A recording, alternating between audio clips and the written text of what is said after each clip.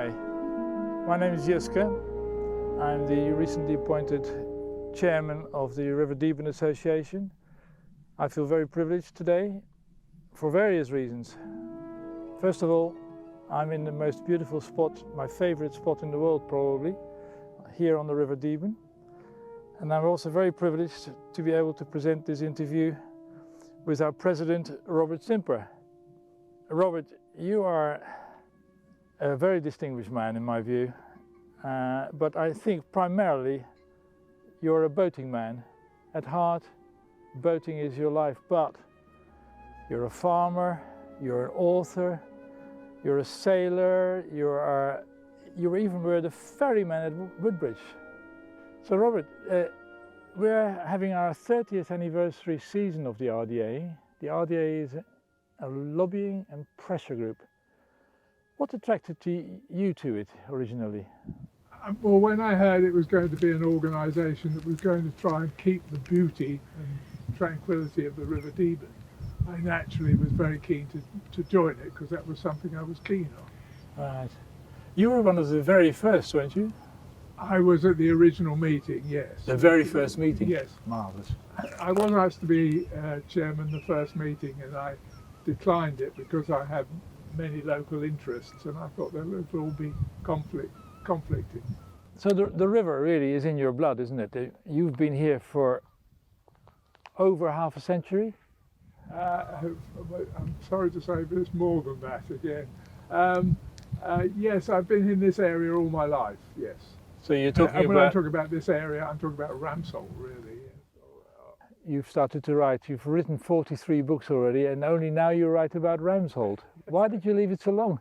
Because every year I found out a bit more about Ramsholt, and then I reached a stage I thought, well, I'm getting a bit old really, and you know, if I leave it any longer, I won't be here to write it. So I better write what I've got so far. I didn't answer all the questions I set out to find the answer to, because there's very little written down about Ramsholt. There isn't much to go on. Well, you wouldn't think that when you look at your book. I mean, it's full of stuff. So I dug out quite a lot. Over the years, I didn't do it like some books where you research it out. I actually just had all the notes in the house. And in the last lockdown, I just sat down and wrote it. I thought, just do this. Did you enjoy it? Yes, I did, really. Yes, of course. I always enjoy writing. You wouldn't do it. You wouldn't write unless you enjoyed it, because it's quite hard work. Yeah. So it was your father who came here first of all, wasn't it? Yes, my father was here, and we farmed at Bordsey there. Was that before the Second World War? Father came here just as the Second World War was starting, really. Right. Getting going. I'm surprised he did move here, really.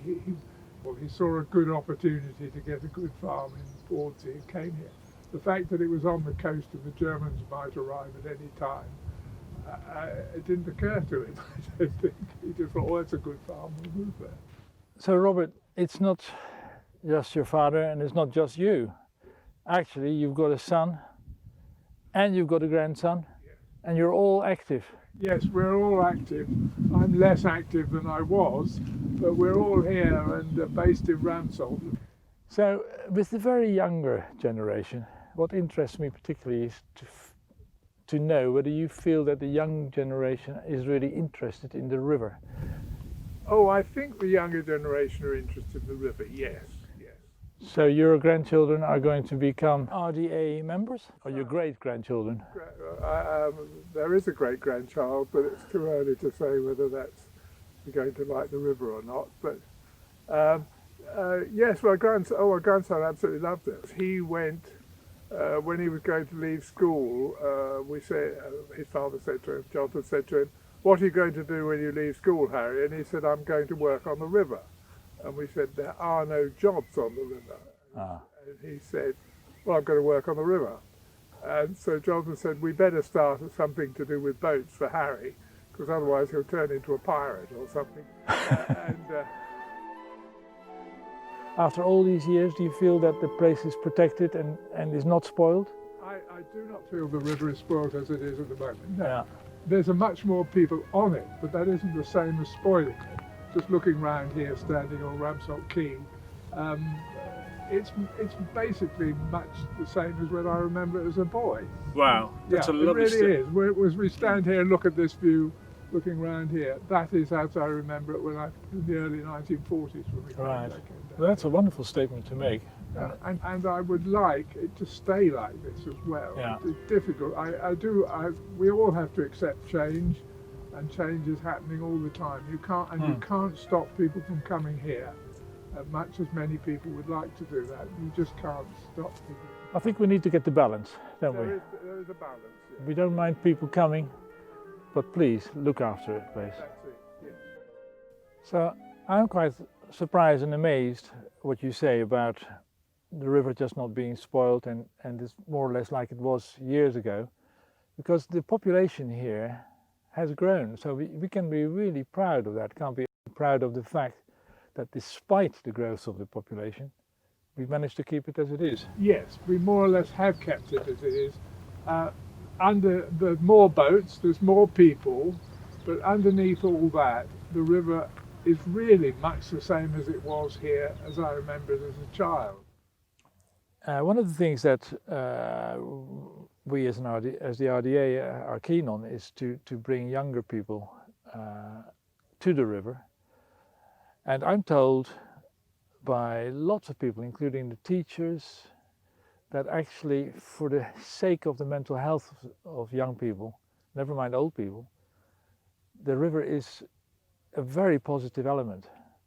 Have you had that experience?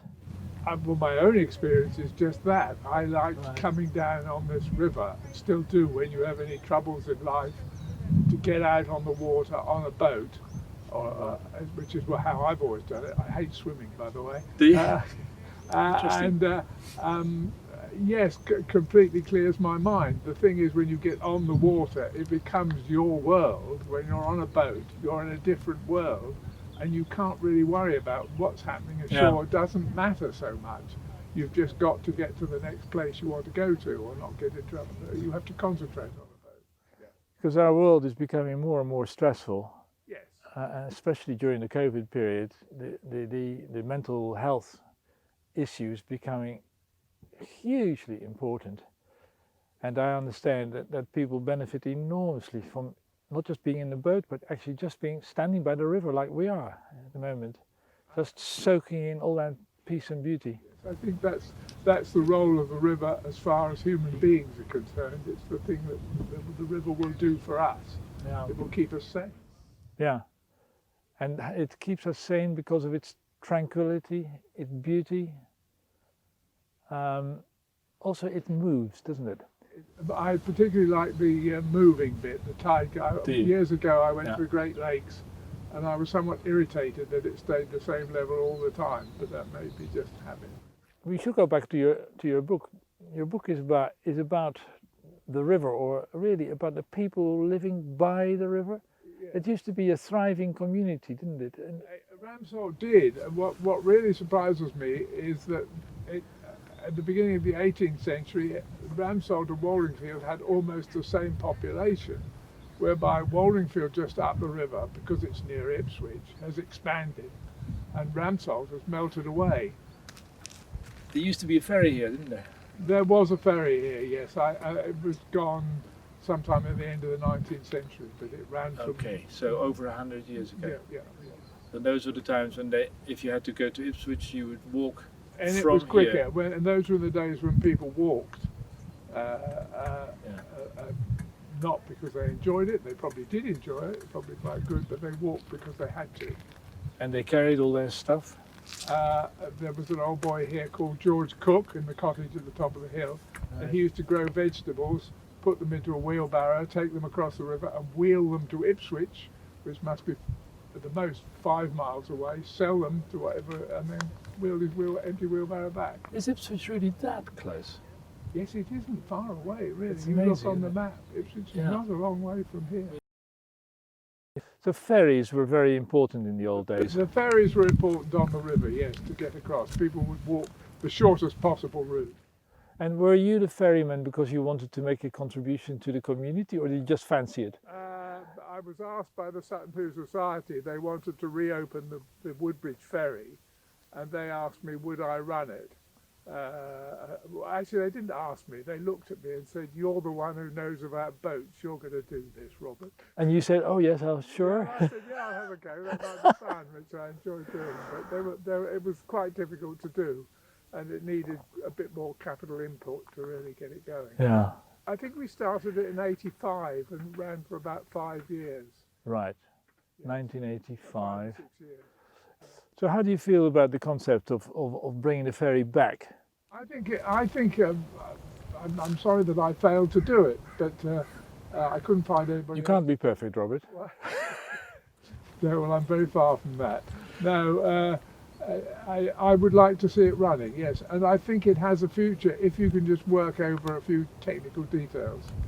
So, Robert, we were earlier on talking about, you say that you really feel that the river is not spoiled.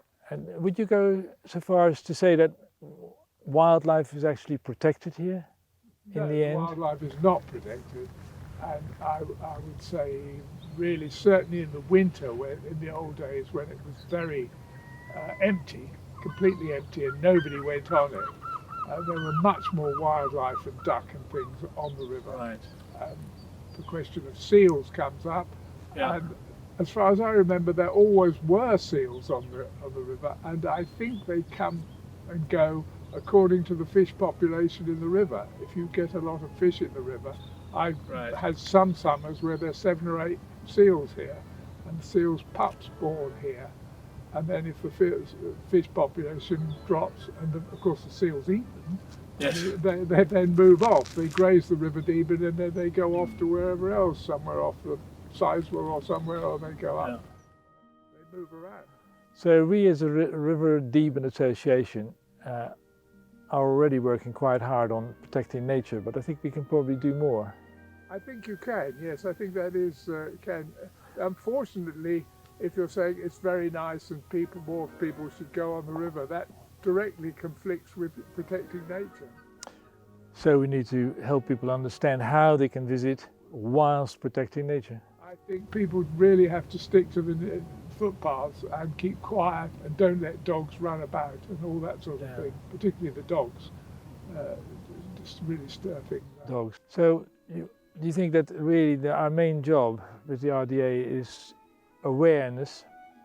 We can't exactly breed deer, or we can't exactly breed seals. I mean, seals will come if there are fish, but we need to be aware of why they come and why they don't come, and why there are birds here, and help people to admire all the different types of birds. Oh yes.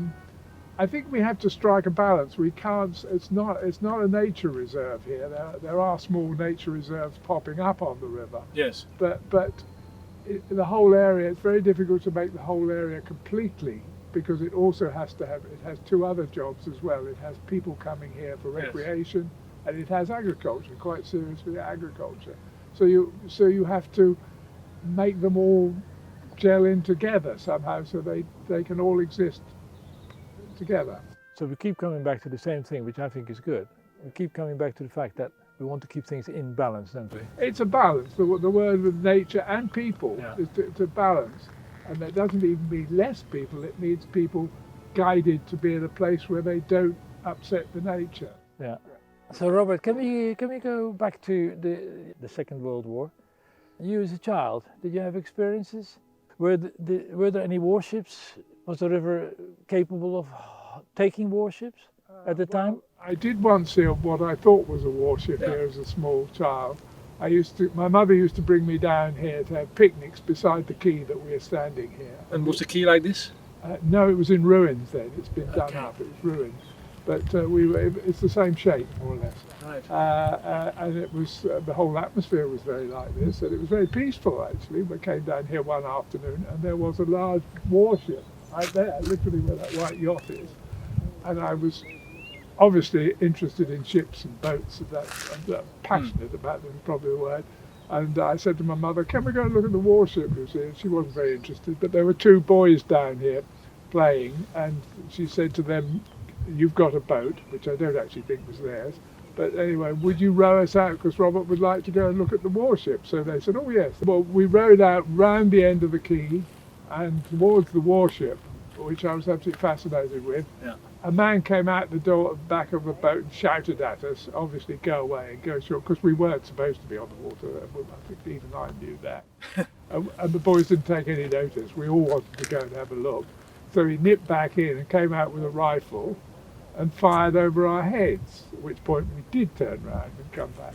And I always thought it was a very odd thing to happen. Years ago, or after the war, about 8 years later, I was down here. I used to help an old boy called Arthur Hunt, who was here. I used to go and help him.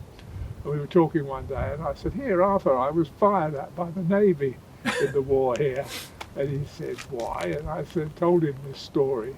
And he roared with laughter and said, didn't you realise what it was all about? So I said, I don't know what it was all about. He said, well, they were mock landing craft, same as the... Fascinating, yeah. And if you'd have got close enough, a bit close to where you'd have realised the sides were canvas, painted canvas. They're all painted up. And you'd have gone away and said, oh, told everybody, oh, those boats down at Ramsholt Dock are mock. They were mocked because you were trying to pretend that we had landing craft on the river here to distract the Germans.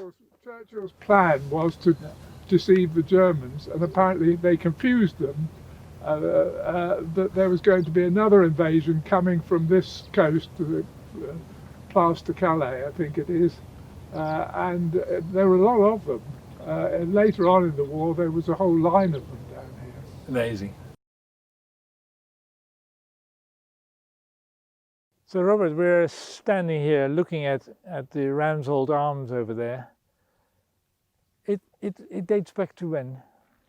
The Ramsholt Arms, it dates back to a public house about 1890, something like that. And oh, it's not that old. It's not that old. Original public house was just up the road. The cottage up the road was the public house, serving the bargemen and people down here.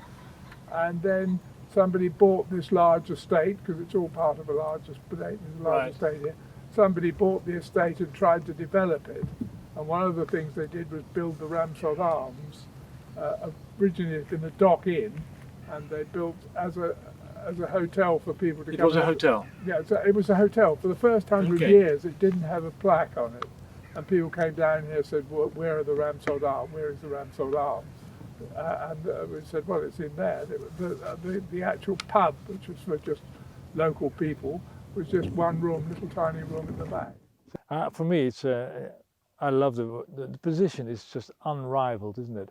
It is. There's maybe one rival on the other side of the river, at the Maybush. That's pretty good as well. Yeah. Yes, yes. But other than that, in fact, these are the two places. Yes.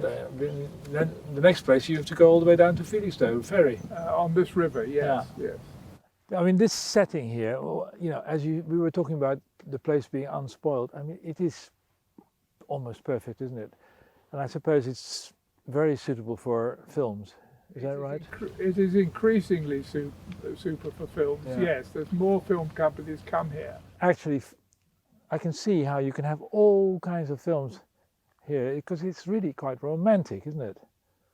The film companies like this place because it is so unspoiled, and there are very few telegraph wires.